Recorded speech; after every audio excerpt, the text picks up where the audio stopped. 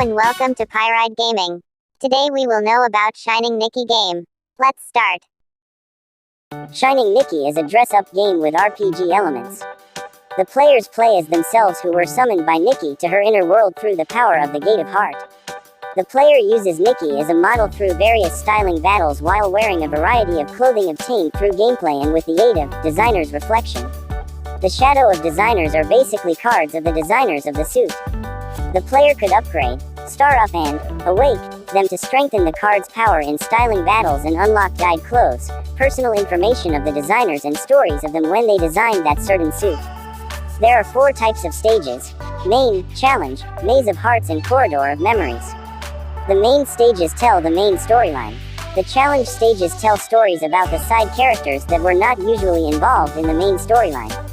The Maze of Hearts stages explore the history and backstories of the main characters. Every chapter of the main stages come with an R-suit recipe, and Maze of Hearts stages with an SR/SSR suit that the players can complete for free. The players can also obtain free suits from the Apple Federation Apparel Group shop and by participating in the Battle of the Sea of Memories, and investigating various designers for the magazine from the Designers Intelligence Division. There are in total of 3 permanent pavilions. Apart from the Pavilion of Mystery and Pavilion of Fantasy, there is also a Pavilion of Fantasy, Flowing Light. In this pavilion, every 7 to 10 days, the chance of getting 1 super rare suit and 1 rare suit from the Pavilion of Fantasy is increased. Every so often, new suits that are not included in the Pavilion of Fantasy may also be added for a limited amount of time.